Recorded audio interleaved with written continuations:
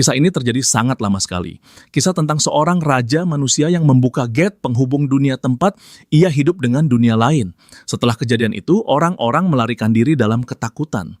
Mereka dipenuhi rasa takut terhadap makhluk magic yang merangkak keluar dari gate terbuka. Dunia di balik gate rupanya merupakan tempat tinggal para iblis yang memenuhi seluruh wilayah itu.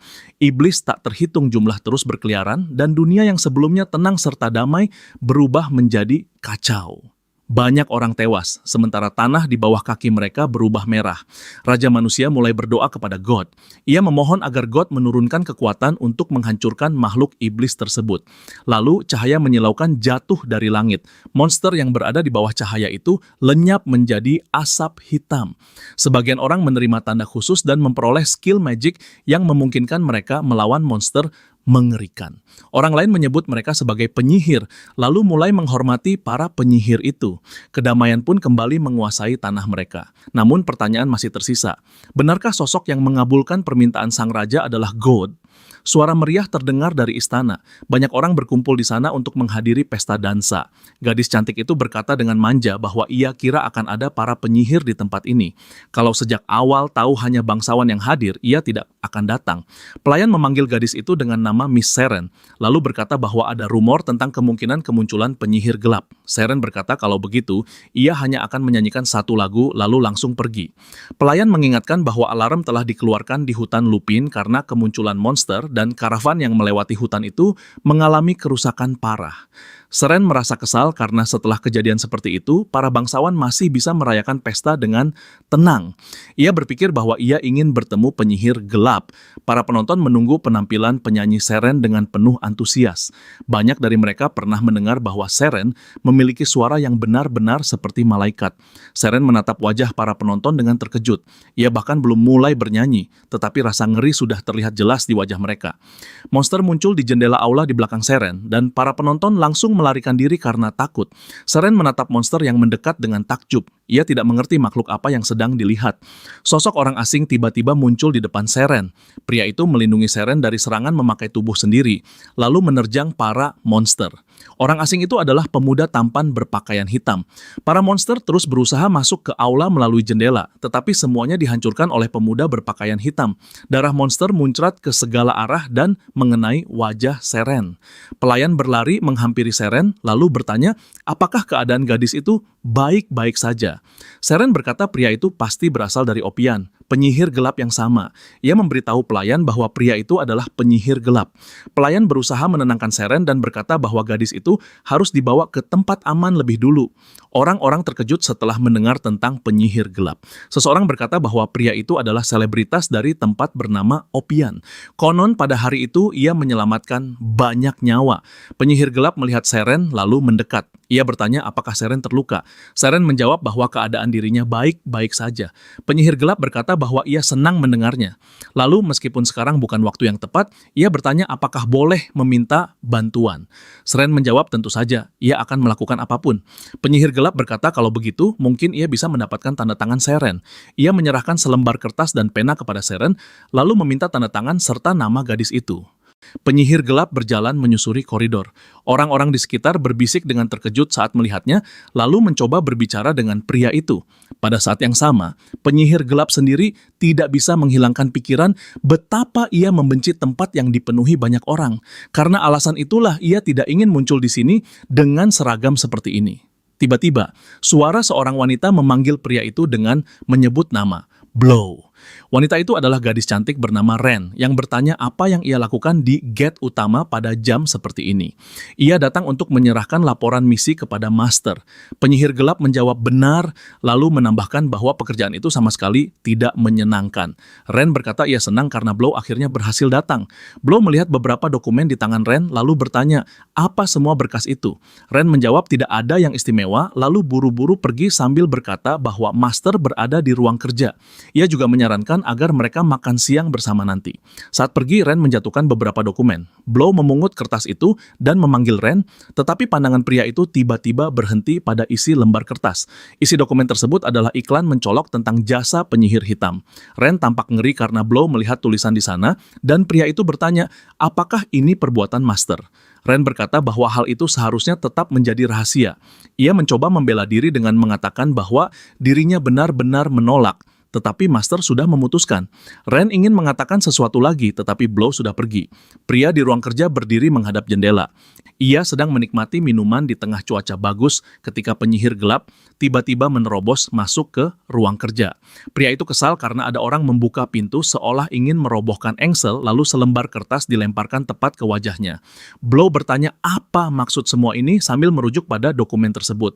Master senang melihat Blow sudah tiba dan berkata bahwa ia sudah menunggu pria itu.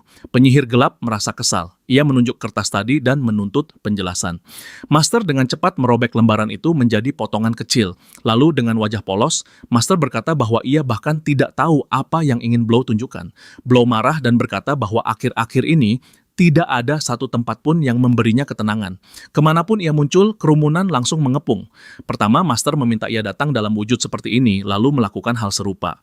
Master berkata dengan nada mengejek bahwa bintang bernama Blow ternyata orang pemalu. Blow akhirnya kehilangan kesabaran dan menghantam meja dengan telapak tangan. Master sampai tersentak karena terkejut. Lalu wajah Master berubah cerah, dan ia berkata dengan gembira bahwa Blow akhirnya berhasil mendapatkan tanda tangan Serena. Blow berkata bahwa ini terakhir kali dan tidak boleh ada lagi tugas absurd berkedok misi. Master berkata hal itu mustahil. Ada tugas penting di sini yang hanya bisa ditangani oleh Blow. Mencari anak anjing Ellen yang hilang. Mengantarkan surat cinta Rowan. Master mengaku berhasil mendapatkan tanda tangan itu, sementara Seren dikenal tidak berkomunikasi dengan orang asing karena karakter yang sulit. Blow berkata ia tidak melihat sesuatu yang aneh, meskipun Seren tampak gelisah karena serangan tadi. Hal itu membuat Master waspada. Master berkata bahwa area Raffi, tempat Seren beraktivitas, dianggap sebagai zona aman. Jadi, apakah mereka benar-benar bertemu bandit? Blow menjawab bahwa yang menyerang adalah monster. Monster-monster itu tidak terlalu kuat, tetapi kemunculan mereka di Raffi terasa aneh karena area itu dilindungi menara. Master menjawab bahwa hal tersebut memang aneh dan kasus ini jelas perlu diselidiki. Ia juga berkata bagus, karena meski berada dalam kondisi seperti itu, Blow tetap berhasil mendapatkan tanda tangan. Master juga bertanya berapa lama Rudd berencana bertahan dalam wujud seperti ini. Rudd menjawab bahwa berkat misi bodoh dari seseorang, ia memiliki kekuatan magic berlimpah.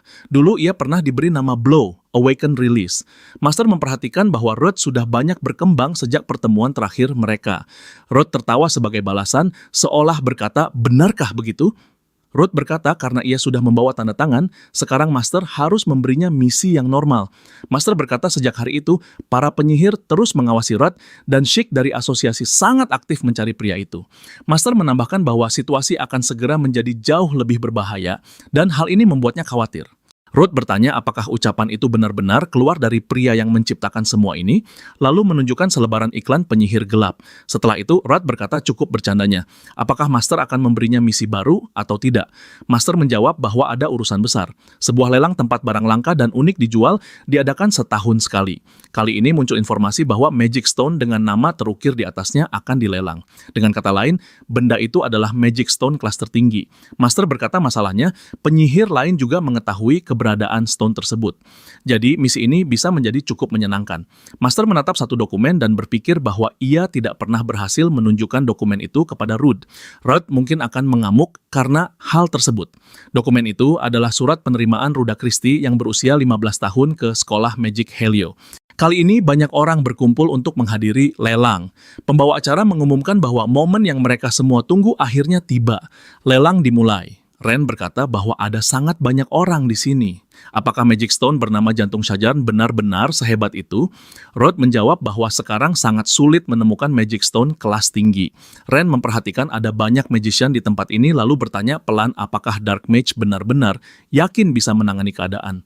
Rudd berkata seharusnya tidak ada masalah. Semua orang punya tujuan masing-masing dan dia juga punya tujuan sendiri.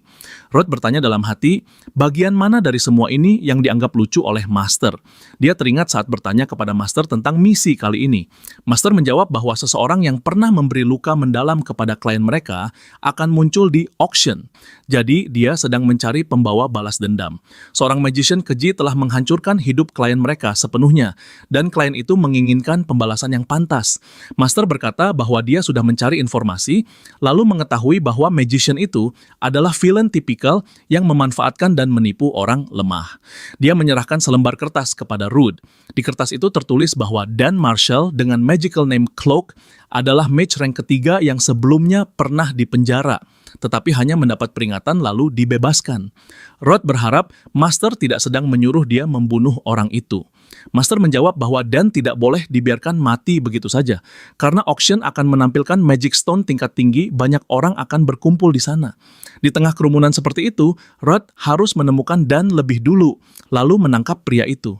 Rudd bertanya, apakah dia harus menyiksa Dan atau cukup mematahkan kedua kakinya. Namun Master berkata bahwa setelah menangkap Dan, Rudd harus menurunkan celana pria itu. Rudd langsung kesal setelah mendengar perintah seperti itu. Master menjelaskan bahwa mage itu dahulu pernah menjadi anggota organisasi kriminal Coatl yang kini sudah dihancurkan, tetapi beberapa anggota berhasil melarikan diri. Raiden, tempat auction berlangsung, memiliki dendam kuat terhadap Coatl. Kabarnya, anggota Coatl punya tradisi mengukir tanda khusus di kaki menggunakan poison lemon yang tidak bisa dihapus. Jika tanda itu diperlihatkan di depan banyak penonton, maka balas dendam ini akan terasa sangat indah. Rudd bertanya, bagaimana kalau itu cuma rumor? Dan saat dia membukanya, tidak ada tanda apapun di sana. Namun Master berkata bahwa hal seperti itu saja sudah menjadi balas dendam yang luar biasa. Rudd berkata dia tidak mau melakukannya, lalu mencoba pergi. Namun pada akhirnya dia menyerah dan kini menatap auction yang mulai berlangsung. Saat Ren bertanya apakah dia yakin dengan semua ini, Rudd menjawab bahwa dia akan mengatasinya entah bagaimana caranya. Seorang gadis kecil terkesima melihat begitu banyak orang, lalu mencondongkan tubuh melewati pagar pembatas. Pria yang menemaninya segera menarik gadis itu kembali ke tempat semula dan berkata bahwa prinses tidak boleh bermain-main di tempat ini. Gadis itu berkata bahwa firasat kuatnya mengatakan sesuatu yang menarik akan terjadi di sini, lalu bertanya apa pendapat Tessie. Dia berbicara kepada gadis muda yang berdiri di dekat pintu, tetapi Lady Tessiana ternyata sedang tertidur. Di box berikutnya, seorang pemuda bernama Lapis duduk di sana. Lawan bicaranya menasihati Lapis agar fokus dan mengamati keadaan dengan cermat. Ada banyak magician berkumpul di tempat ini, jadi sesuatu yang menarik pasti akan terjadi. Lapis menyetujui ucapan ayahnya. Pria bertelinga serigala berbicara kepada seorang pemuda bernama Sheik. Dia mengingatkan bahwa misi mereka adalah melindungi Magic Stone. Batu itu harus dijaga, bukan dihancurkan. Namun Sheik terus mencabuti daun dari ranting dan mengabaikan pria itu. Pria bertelinga serigala mengulangi instruksinya, tetapi Sheik menyuruh dia diam. Sheik terus merobek daun dari ranting. Akhirnya, dia memotong daun terakhir. Setelah itu, dia berdiri dan berkata bahwa dia akan datang. Sementara itu, auction terus berlangsung. Master of Ceremonies mengumumkan bahwa sudah waktunya untuk lot utama hari ini. Sebagian orang yang hadir mungkin sudah mengetahui benda ini. Benda itu adalah item yang sangat langka dan berharga, Magic Stone terbesar yang dipenuhi kekuatan Shaj yang perkasa. Host mempersembahkan Magic Stone tertinggi Heart of Shajarn kepada para penonton. Semua hadirin takjub.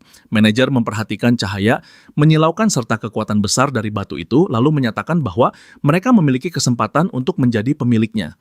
Ren bertanya apakah Rudd sudah menemukan target. Rudd menjawab bahwa dia belum bisa melihat dengan jelas. Dia menjelaskan bahwa aura semua orang yang hadir bercampur jadi satu, dan mungkin saja ada sesuatu yang berubah sehingga target tidak datang. Lalu Ren berkata sudah waktunya mulai bersiap. Rudd menarik tirai di box. Dia berkata bahwa namanya adalah Blow, lalu mengaktifkan Awakening. Ren berkata bahwa pemandangan itu benar-benar memukau. Magician yang bisa mengubah penampilan dapat dihitung dengan jari. Ren menambahkan bahwa anak kecil seperti dia bisa berubah menjadi pemuda setampan itu. Ren bertanya bagaimana kondisi mana miliknya. Rudd, atau lebih tepatnya Blow, berkata bahwa mana miliknya lebih dari cukup, tetapi yang lebih penting, semuanya sudah dimulai. Mereka melihat keluar box. Para soldier yang menjaga auction tampak kebingungan.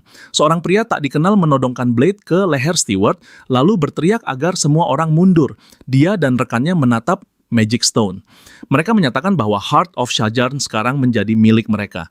Ren tetap tenang dan bertanya kepada Blow siapa orang itu. Para guard bergerak mendekati para penculik dan berteriak agar mereka menjatuhkan weapon. Salah satu penculik berkata bahwa para guard harus mundur dari sini. Tiba-tiba, sebuah sonic boom kuat menghantam mereka. Para soldier tidak mampu bergerak dan dengan cepat kehilangan kemampuan bertarung. Magic attack itu berasal dari benda aneh di tangan penculik. Tak lama kemudian, manajer dan para guard sudah tergeletak tak berdaya di lantai. Penculik itu berkata dengan nada mengejek bahwa dia sudah begitu bosan sampai tidak bisa menunggu lebih lama lagi. Dia menyatakan bahwa karena alasan itulah mereka akan mengambil batu ini lalu mengulurkan tangan ke arahnya. Namun seseorang mencengkeram lengannya dan menghentikan gerakan itu. Orang itu adalah pria bertelinga serigala. Penculik tersenyum sinis dan bertanya siapa dia, lalu menerima serangan magic kuat di tangannya. Dia menatap tangan yang terluka dan berkata bahwa pria itu adalah mage terkenal dari Association. Begitu mendengar kata Association, kerumunan mulai berbisik. Seseorang teringat bahwa memang ada mage berekor dan bertelinga di Association. Dia adalah hunting dog milik Association, Lanos Hound. Pria itu tertawa saat mendengar percakapan di antara kerumunan. Dia berkata bahwa merekalah yang seperti anjing, lalu bertanya bajingan mana yang berani memanggilnya Hound. Salah satu penculik menggumamkan sesuatu tentang anjing kampung sialan dari Association, lalu melempar benda magic yang berada di tangannya ke arah pria bertelinga serigala. Benda itu menghantam bagian belakang kepala pria bertelinga serigala. Para penculik menatap penuh harap untuk melihat apa yang akan terjadi. Tetapi pria bertelinga serigala tidak tampak mengalami luka berarti. Dia melirik ke arah para penculik dan berkata bahwa itu sakit. Ren berkata dengan terkejut bahwa dia pikir mereka hanya punya orang lemah, tetapi ternyata ada kartu as tersembunyi. Namun yang mengejutkan, kartu as itu justru magician dari Association. Blow menyuruh Ren melihat lebih teliti. Pria itu adalah magician yang sebelumnya pernah bersamanya. Kedua penculik langsung dibuat pingsan. Pria bertelinga serigala berbicara kepada para magician. Dia memperingatkan bahwa jika mereka bertindak gegabah, akhirnya akan buruk. Dia menambahkan bahwa siapapun yang menyentuh Magic Stone atau menunjukkan niat mencurigakan harus berurusan dengannya. Setelah memberi peringatan itu, dia hendak pergi. Namun tiba-tiba dia menyadari bahwa Magic Stone telah menghilang. Seseorang dari kerumunan berteriak bahwa batu itu ada di sana, lalu menunjuk ke arah sebuah patung besar. Di atas kepala patung berdiri seorang pemuda berambut merah yang memegang batu di tangannya. Dia adalah Sheik Muan. Sheik berkata bahwa dia merasa orang itu pasti ada di sini. Pria bertelinga serigala tidak memahami apa yang coba dicapai Sheik. Sheik Muan mengulurkan batu itu dan berkata bahwa jika Chernis menginginkannya, dia bisa mencoba mengambilnya. Kalau tidak, Sheik akan memakannya. Kerumunan berbisik bahwa pemuda itu adalah Sheik Muan dari Association. Ren menatap Blow dan berkata bahwa saat menyebut Chernis, pria itu kemungkinan besar sedang membicarakan Blow. Blow hanya diam. Ren berkata bahwa semuanya jauh lebih rumit dari dugaannya. Jika mereka muncul sekarang, mereka tidak akan bisa lolos dengan mudah. Jadi Ren menyarankan mundur. Namun Blow berkata bahwa dia tidak akan meninggalkan misi hanya karena setitik debu. Setitik debu merah, Ren hanya bisa berharap mereka akan menemukan cara untuk keluar dari situasi ini. Seseorang di kerumunan berkata bahwa mereka datang ke sini demi stone tingkat tinggi, tetapi karena Sheik Muan, peluang untuk mendapatkannya menghilang. Dia berkata bahwa ada beberapa magician di sini. Mungkin mereka harus menyerang bersama-sama sekaligus. Namun seseorang menjawab bahwa level mereka semua berbeda jauh dibandingkan Sheik Muan, kecuali Chernis yang mungkin bisa melawannya. Sementara itu, Sheik Muan masih berdiri di kepala patung dengan batu di tangan. Dia berkata sepertinya dia belum berhasil menakuti orang itu. Pria bertelinga serigala berteriak agar Sheik berhenti main-main. Tiba-tiba, kekuatan magic yang dahsyat menghantam patung. Pria bertelinga serigala dan Sheik Muan saling menatap dengan terkejut. Retakan menyebar di seluruh patung, lalu patung itu mulai tumbang bersama Sheik Muan yang masih berdiri di atasnya. Pria bertelinga serigala berteriak menanyakan apa yang sedang terjadi. Namun patung itu sudah runtuh. Saat debu dari runtuhan mulai menghilang, sesosok figur muncul. Dia adalah Lady Tessiana. Pria bertelinga serigala bertanya, apakah ini perbuatan Lady Tessiana? Lady Tessiana menjawab bahwa dia datang ke sini untuk ikut serta secara adil dalam auction, bahkan membawa 1 koin perak. Lalu dia menatap Sheik Muan dan berkata bahwa pria itu telah mengganggu dirinya.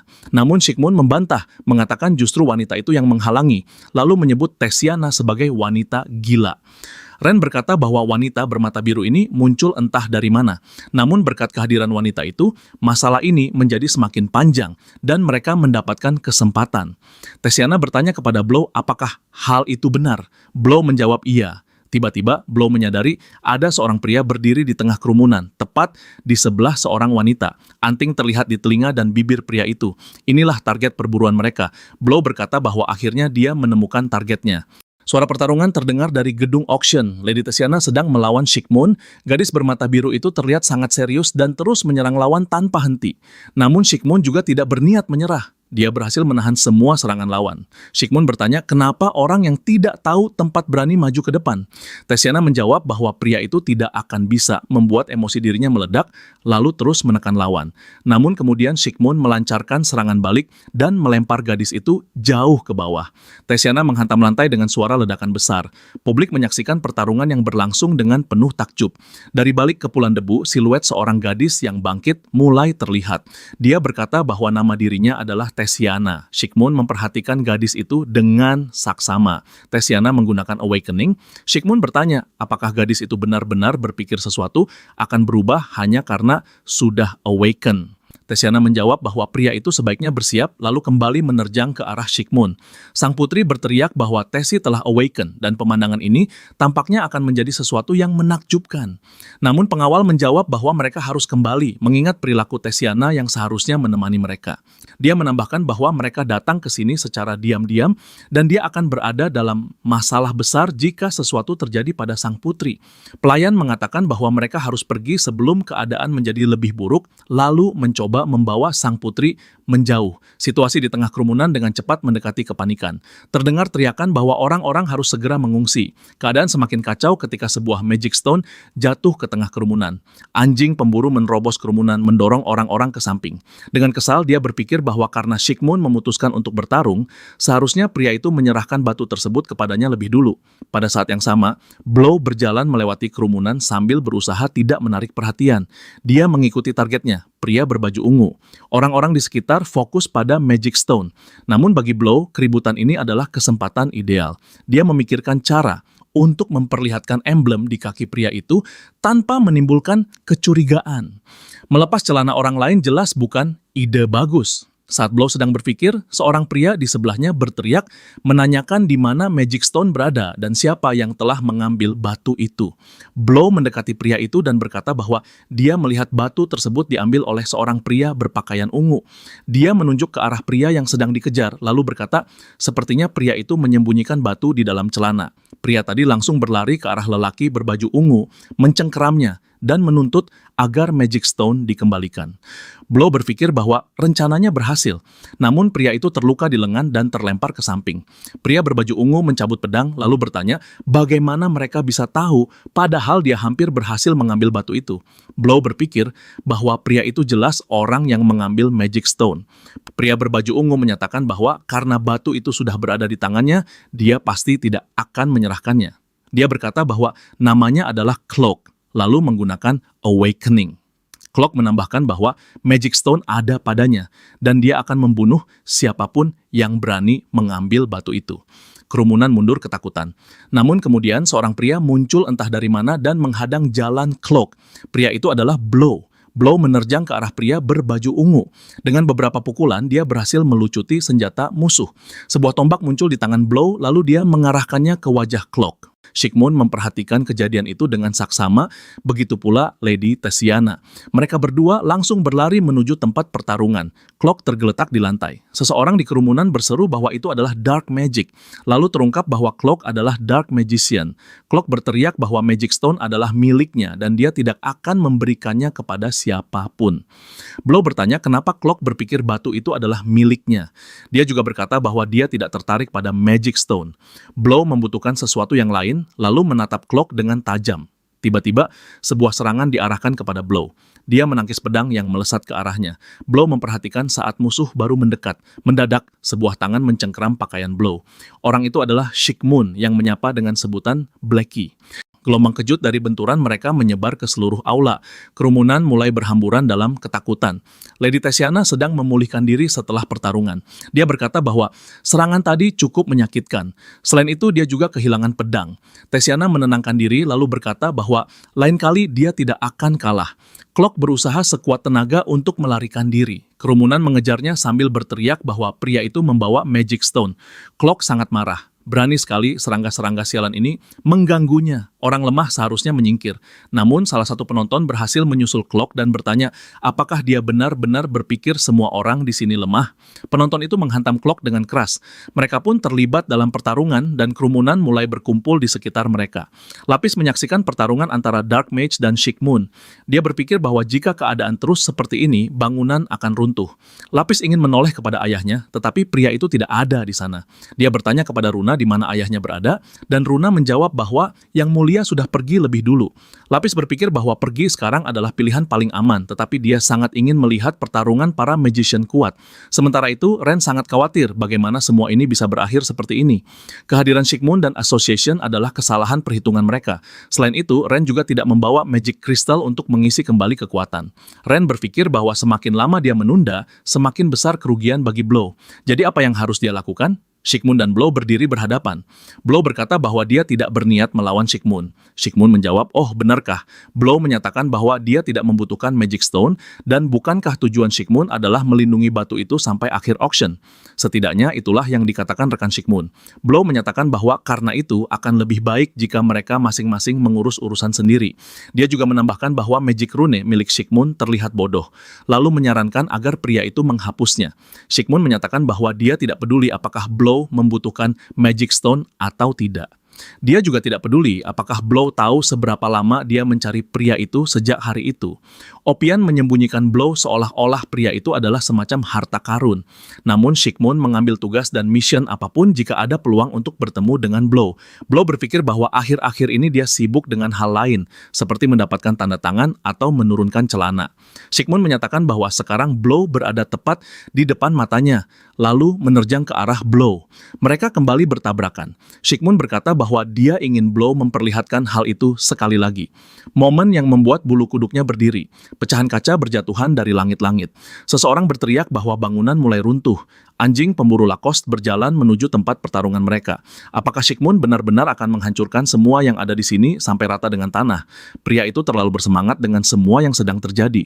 Lacoste berpikir bahwa lelang memang sudah dibatalkan, tetapi jika dia berhasil mendapatkan kembali Magic Stone, hal itu bisa menjadi alasan. Sementara itu, Clock dikelilingi oleh orang-orang. Mereka menuntut agar Clock mengembalikan Magic Stone.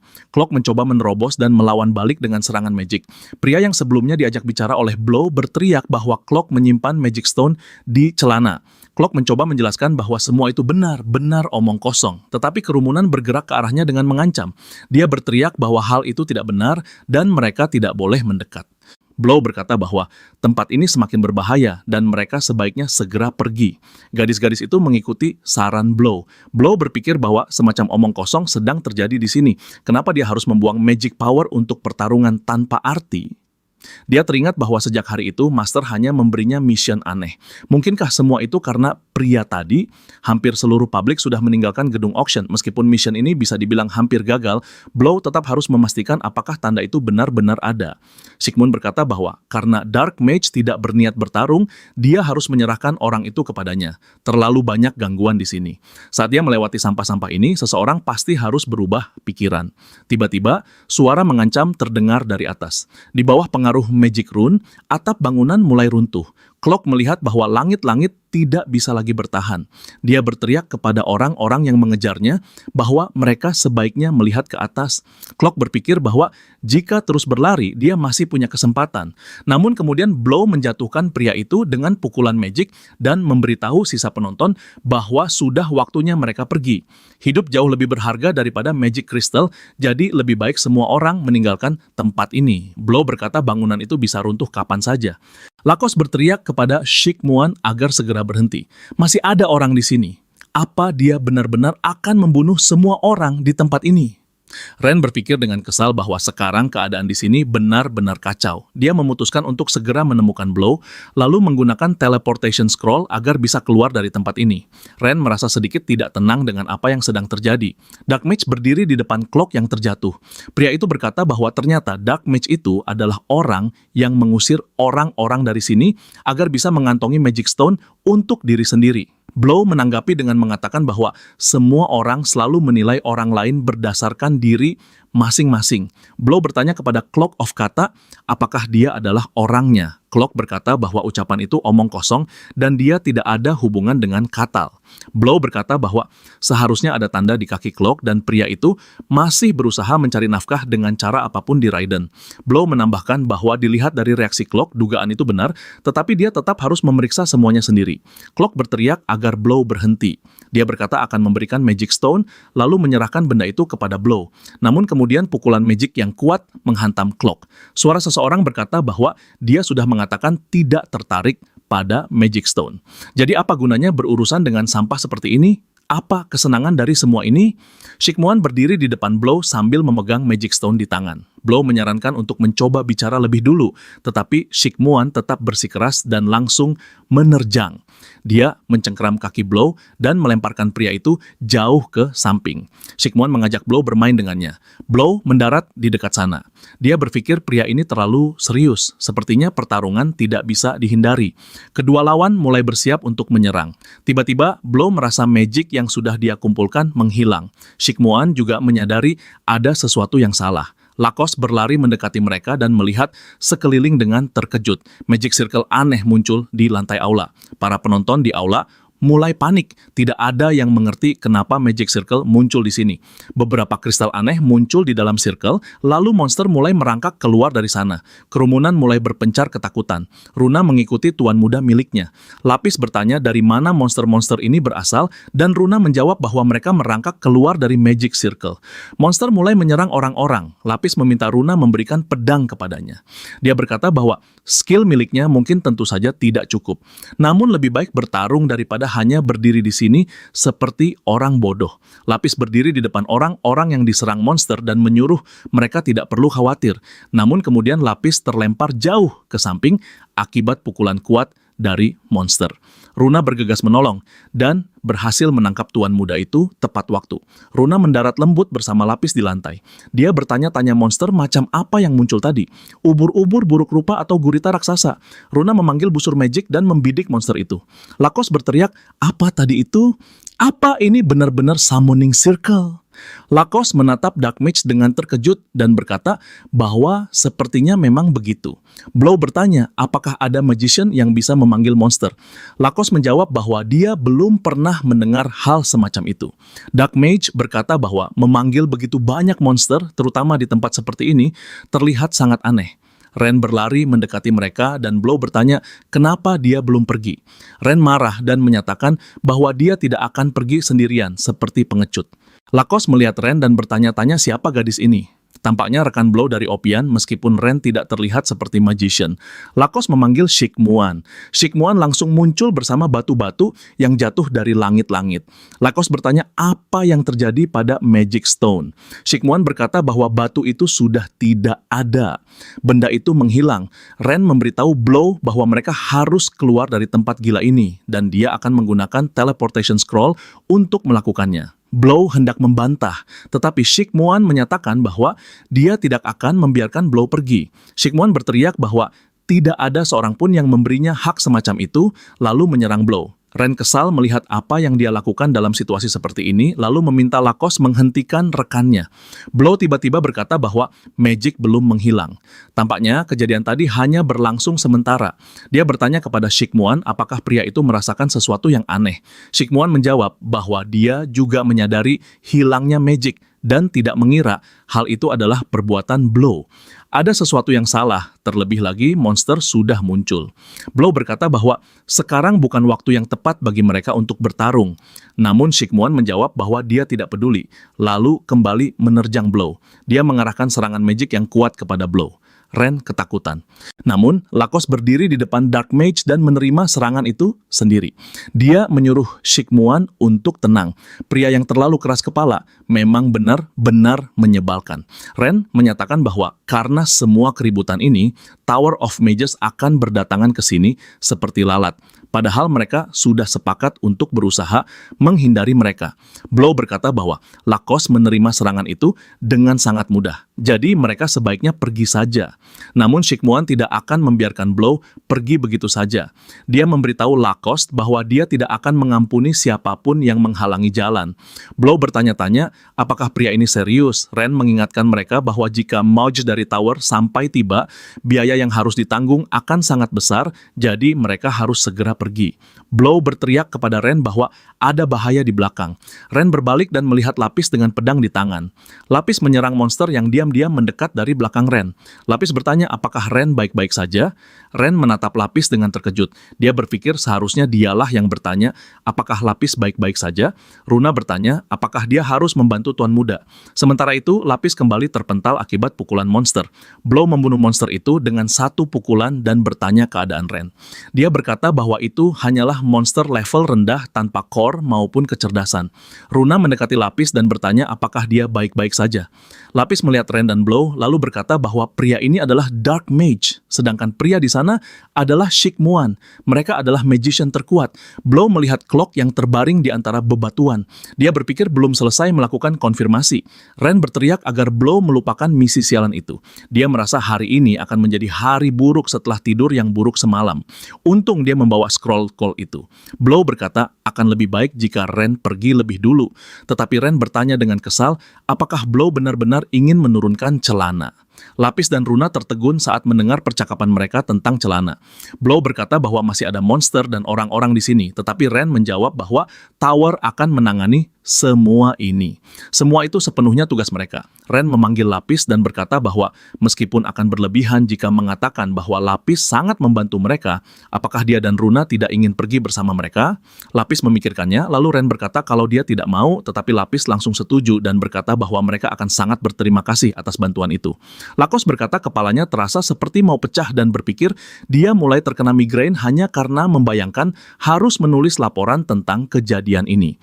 Dia menyalahkan Shikmuan yang menyeret dirinya ke dalam semua kekacauan tadi. Ren berkata, tujuan berada di tempat yang aku inginkan. Syaratnya adalah kontak. Blow menjelaskan bahwa mereka harus saling berpegangan. Lapis melihat Shikmuan yang mendekat dengan cemas.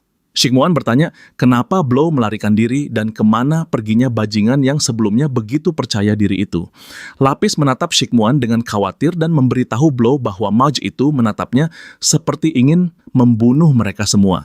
Blow menjawab bahwa tidak perlu khawatir. Dia pasti sedang adu tatap dengan diri sendiri.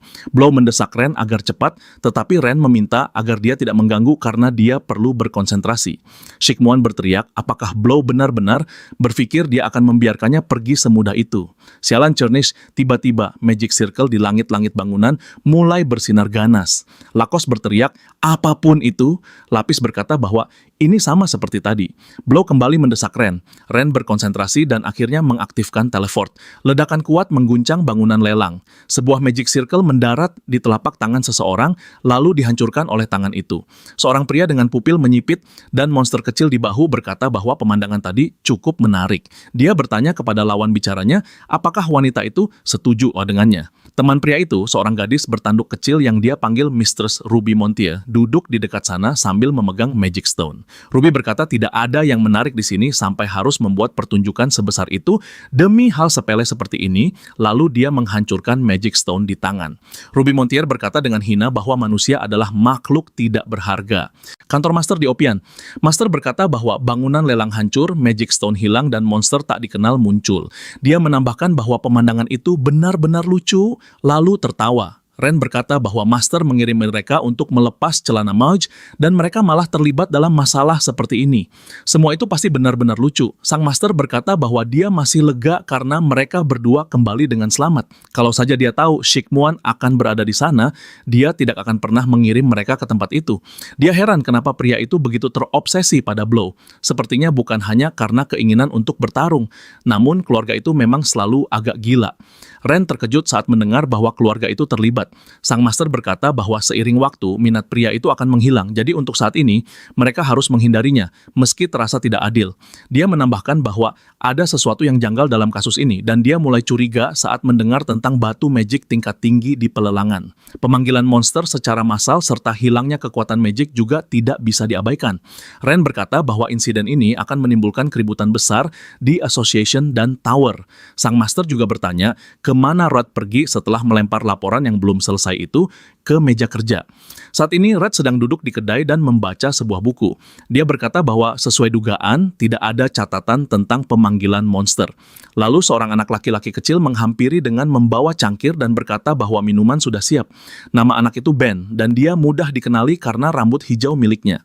Ben berkata kepada Ruth bahwa mereka sudah lama tidak bertemu, mungkin karena Ruth terlalu banyak belajar. Ben melihat buku itu dan berkata bahwa semua isi buku terlihat sangat rumit. Dia tidak tahu bahwa kakak Ruth ternyata sepintar itu. Ruth menjawab bahwa dia sendiri baru menyadari hal itu. Ruth bertanya karena sepertinya ada banyak pengunjung hari ini. Ben berkata bahwa sebenarnya tidak terlalu banyak dan semua orang sibuk membicarakan jejak Dark Mage. Ruth memasang wajah bingung. Ben mulai bercerita bahwa Raffi memiliki batu magic mahal, lalu seorang magician jahat ingin mencurinya, tetapi Dark Magician muncul dan menyelamatkan semua orang. Ruth tersenyum canggung, mengingat tempat itu hancur karena ledakan. Ben berkata bahwa dia berharap kakak perempuannya bisa menjadi mage kuat seperti Dark Mage. Ruth terkejut saat mendengar tentang kakak perempuan Ben. Ben menjelaskan bahwa kakak perempuannya baru saja masuk ke sekolah Helios, tetapi tempat itu bukan sekadar sekolah biasa. Helios adalah lembaga bergengsi yang hanya menerima orang-orang luar biasa dan sangat hebat. Ben berkata bahwa dia sangat sedih karena tidak bisa bersama kakak perempuannya. Tetapi setidaknya dia masih bisa menulis surat. Ibunya berkata agar Ben tidak terlalu sering mengirim surat supaya tidak mengganggu kakaknya. Tetapi Ben sudah menulis 10 surat. Ben berkata bahwa dia harus melayani pelanggan lain, lalu berlari pergi. Ruth mendengarkan percakapan orang-orang di sekeliling. Mereka membicarakan bagaimana Sheikh Muan menang. Black Mage menyelamatkan semua orang di sana. Cloak menelan batu magic, bahkan ada rumor bahwa Black Mage adalah seorang wanita. Ruth berpikir betapa banyak rumor yang beredar dan satu pria menanggung semua kesalahan. Namun entah kenapa tidak ada yang menyebut monster. Mungkin Tower ikut campur dalam hal ini karena kota dilindungi oleh barrier mereka. Mungkin sesuatu terjadi pada barrier itu. Ruth berpikir bahwa bagus juga dia sudah menggambar magic circle yang dilihatnya secara rinci. Mungkin gambar itu akan membantu di masa depan. Setelah menghabiskan minuman, dia memutuskan bahwa sudah waktunya menemui master. Suara aneh terdengar dari atap sebuah bangunan di Opion. Sebuah suara wanita bertanya, apa yang sedang terjadi? Lispen menjawab bahwa ada sedikit keributan di depan, tetapi tidak ada yang perlu dikhawatirkan. Dia bertanya, apakah semuanya baik-baik saja dengan Nyonya Diner? Nona Diner menjawab bahwa semuanya baik-baik saja dan tidak perlu khawatir berlebihan.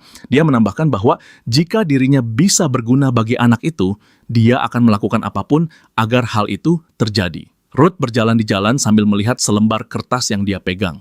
Dia berpikir bahwa hanya dengan melihat Magic Circle ini, dia tidak akan mendapatkan jawaban atas pertanyaannya. Tiba-tiba, embusan angin merebut kertas dari tangan Ruth dan menyeretnya di sepanjang trotoar.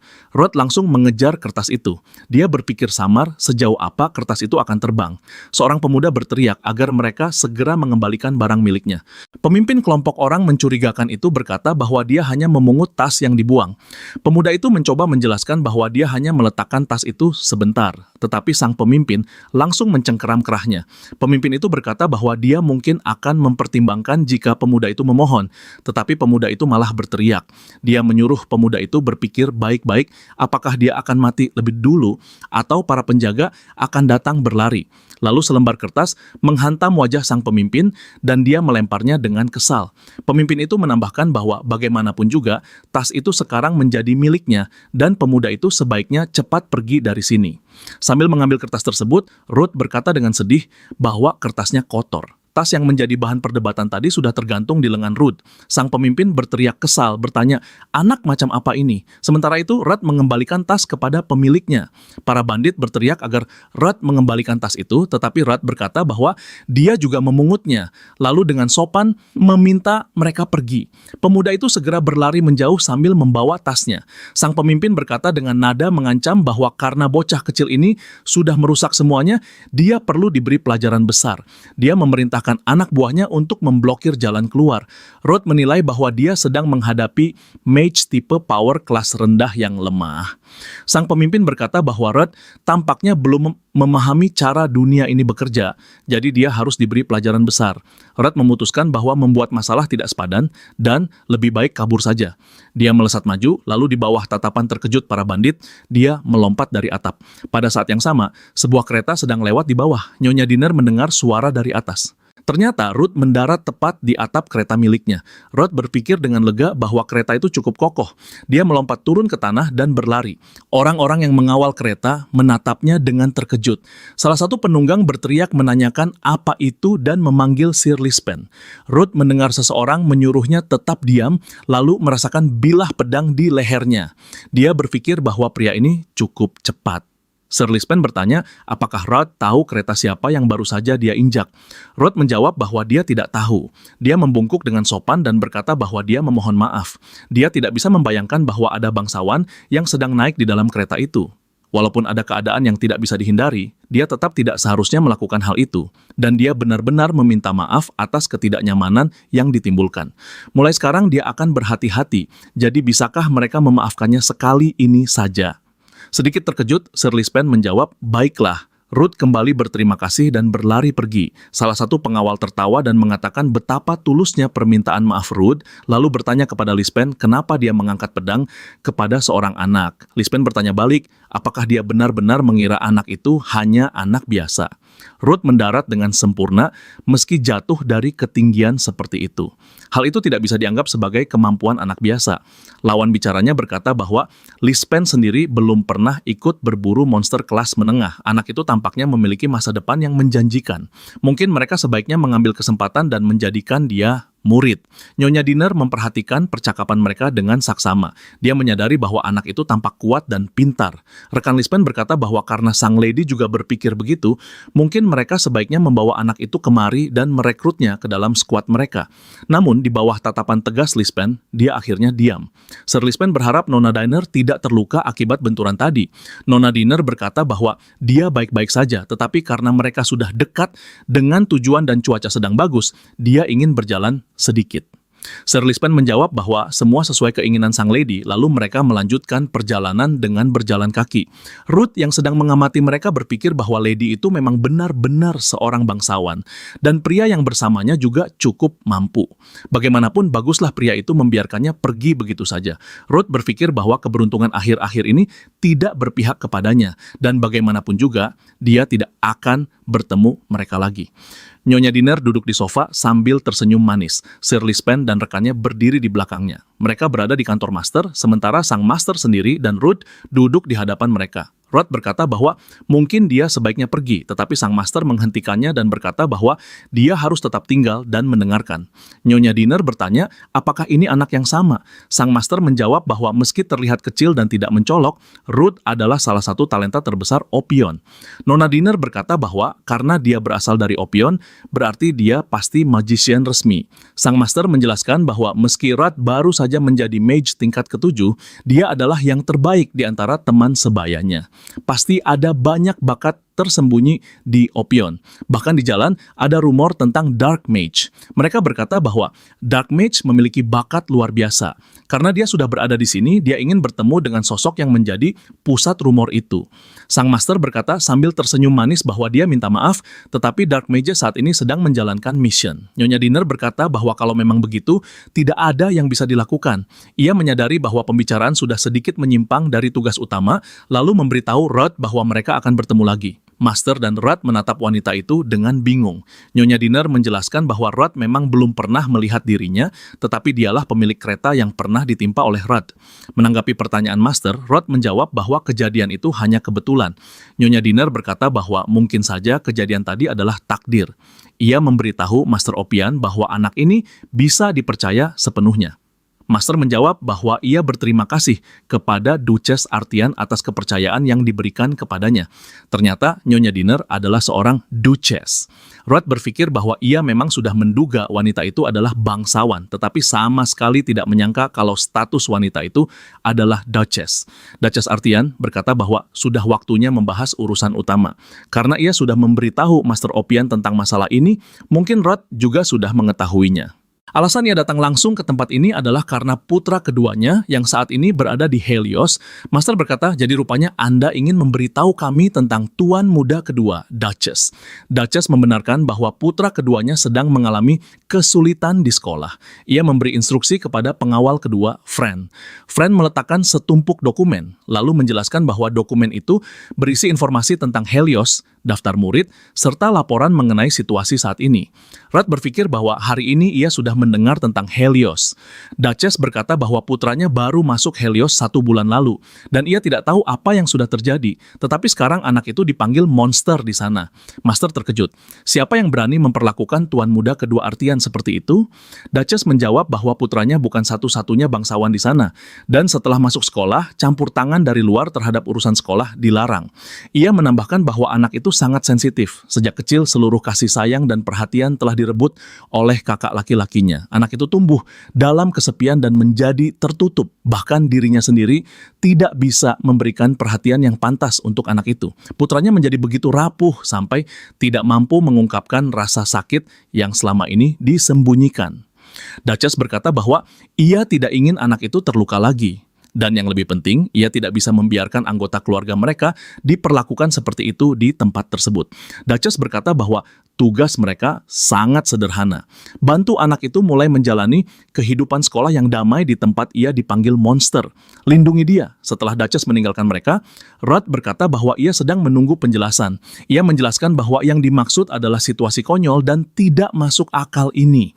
Dengan senyum polos, Master berkata bahwa semuanya persis seperti yang sudah Rudd dengar.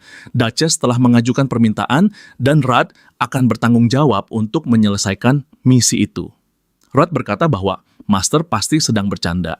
Selain itu, bagaimana bisa Master membayangkan dirinya berada dalam situasi seperti itu?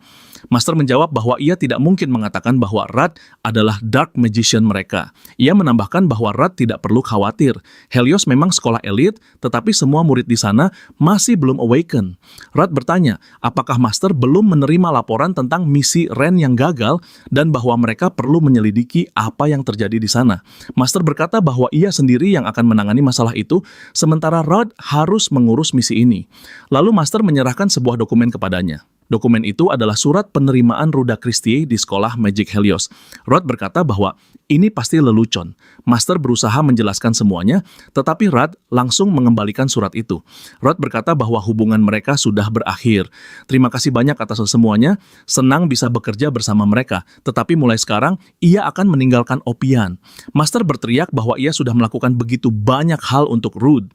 Ia memberi Rudd makan, memberinya minum, bahkan tidak tidur pada malam hari. Bagaimana bisa Rudd melakukan hal seperti ini kepadanya? Rudd menjawab, bagaimana bisa Master melakukan semua itu tanpa mengatakan sepatah kata pun kepadanya? Ia tidak akan pernah setuju pergi ke sekolah. Master menyatakan bahwa ini sama sekali bukan sekolah, melainkan misi. Tetapi Rudd menjawab bahwa ia tidak ingin menerima misi ini. Master berkata, apa Rudd tidak mengerti? Yang ia inginkan hanyalah mendidik Rudd. Meski dengan cara seperti ini, perasaan itu lebih dalam daripada lautan. Rudd merasa semakin tidak memahami apa yang sedang terjadi. Lalu Ren memanggil mereka dan bertanya apa yang sedang mereka lakukan di sana. Master bertanya apakah Ren tidak bisa mengetuk pintu sebelum masuk. Ia sedang membicarakan hal penting. Ren berkata bahwa ia sudah mengetuk pintu. Lalu ia menyuruh mereka duduk dan jangan mempermalukan diri di depan seluruh distrik. Rudd bertanya, apakah Ren benar-benar tahu tentang semua ini? Ren berkata bahwa Rudd tidak perlu menanggapi masalah ini terlalu serius. Lebih baik anggap saja sebagai perjalanan santai yang menyenangkan. Murid-murid di sana akan terlihat seperti anak kecil bagi Rudd. Kesempatan ini layak dipakai untuk beristirahat sebentar, merasakan kehidupan sekolah, dan berteman dengan orang seusia. Tidak ada yang menakutkan dari semua hal itu. Rudd berkata bahwa ia tidak membutuhkan teman. Master berkata bahwa kalau Rudd tidak ingin menangani misi ini, maka tidak masalah. Duchess sendiri sudah melakukan perjalanan ke Opian dan mempercayakan misi itu kepada mereka. Mereka cukup memberitahu Duchess bahwa mereka tidak bisa menerima misi ini. Tentu saja setelah itu kepala master mungkin tidak akan hilang. Tetapi kalau hal tersebut membuat Rudd lebih tenang, maka semuanya baik-baik saja. Ren ikut campur dan berkata bahwa omong kosong itu sudah cukup. Master memang jelas bersalah karena memulai semua ini tanpa membicarakannya dengan Rudd terlebih dahulu. Rudd akan pergi ke sekolah karena sudah resmi terdaftar di sana. Misi ini mungkin memakan waktu lama, jadi keputusan tetap berada di tangan Rudd. Ren bertanya apa yang Rudd inginkan. Rudd berkata bahwa berarti ia hanya perlu membantu putra kedua Duchess.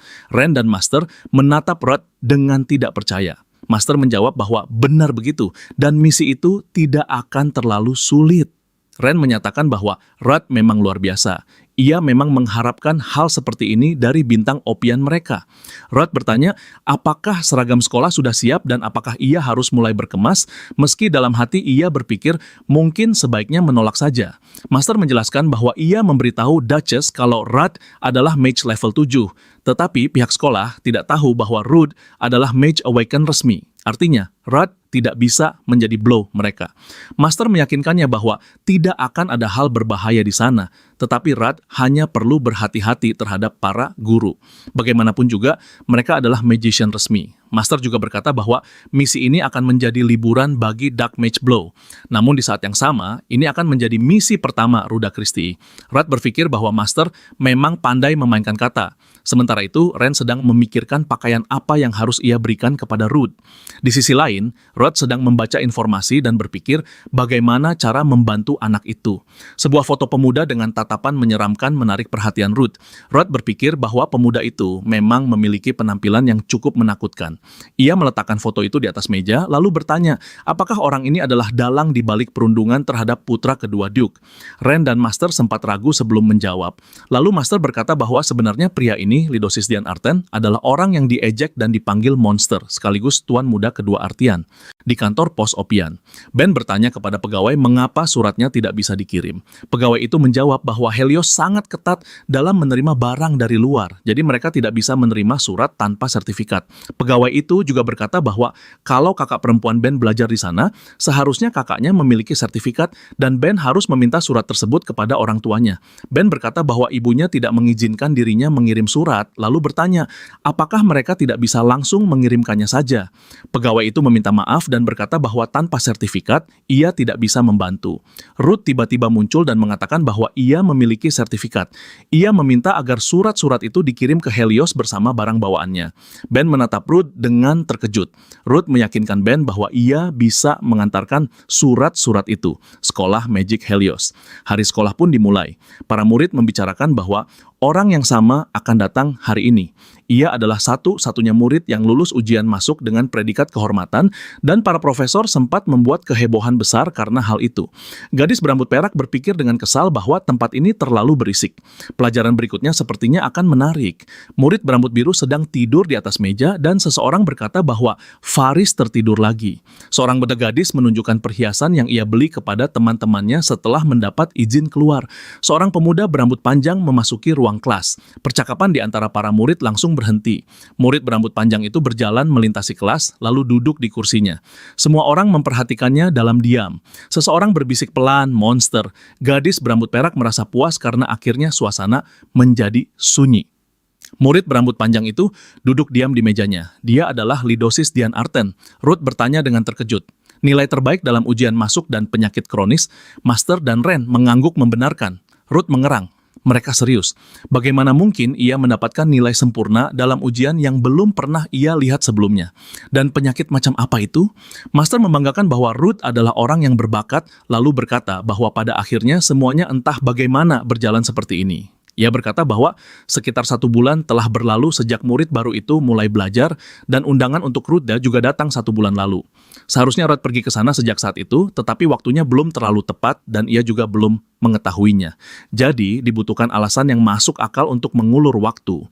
Dan alasan itu harus sesuatu yang bisa diterima oleh Helios yang tegas. Seorang anak rapuh, tetapi pada saat yang sama, brilian dan tampan. Bukankah itu terdengar menyenangkan? Ruth menyadari bahwa dirinya sedang dijahili, tetapi tidak ada tempat untuk melarikan diri. Suara seseorang yang memanggilnya murid Kristi membuat Ruth tersadar dari lamunannya. Guru bertanya apa yang sedang dia pikirkan, lalu menyuruhnya mengikuti karena kelas sudah dimulai. Ruth berpikir, jika surat keterangan pendaftaran sudah tiba sebulan lalu, berarti pengajuan sudah dikirim lebih awal. Artinya, master memang berniat mengirimnya ke sekolah bahkan sebelum mission muncul. Lalu apa yang harus dia lakukan di sini sekarang? Ruth berpikir, seperti yang diharapkan dari sekolah magic, aliran mana ada di mana-mana. Bagaimanapun juga, karena keadaan sudah seperti ini, mereka hanya perlu menyelesaikan mission dengan cepat lalu kembali. Guru memberitahu bahwa orang dari berbagai usia dan status datang ke sini. Jadi, hal semacam itu tidak penting. Ruth bertanya, apa yang penting di tempat ini? Kemudian guru menjawab dengan serius bahwa hal terpenting di sini adalah bakat. Murid tahun pertama biasanya merasa gembira saat melangkah masuk ke sekolah sambil membayangkan akan menjadi magician luar biasa. Seolah-olah mereka sudah menjadi magician. Namun, semua itu tidak lebih dari kesalahpahaman. Hanya masuk ke Helios bukan berarti mereka akan menjadi magician resmi. Faktanya, banyak murid tidak mampu mengatasi batasan diri sendiri dan jatuh dalam keputusasaan. Guru bertanya, bagaimana dengan dia? Dia adalah orang pertama yang mendapat nilai sempurna dalam ujian masuk. Ruth menjawab bahwa jika usaha saja tidak cukup, maka dia hanya perlu keluar dari sekolah. Guru tertawa sambil berkata bahwa Ruth punya selera humor. Ruth berpikir bahwa lulus ujian dengan nilai tertinggi ternyata jauh lebih sulit daripada yang pernah dia bayangkan. Guru berkata bahwa Helios selalu senang menerima murid berbakat, lalu mengucapkan selamat dari lubuk hati terdalam. Sekolah Helian yang berspesialisasi dalam magic. Tempat yang dipenuhi orang-orang dengan bakat untuk merasakan dan menggunakan mana dengan tujuan membesarkan mereka agar menjadi magician sejati yang menyandang emblem. Berdasarkan kemampuan, murid dibagi menjadi kelas lanjutan Heres, kelas menengah Treasure, dan kelas terendah Iden.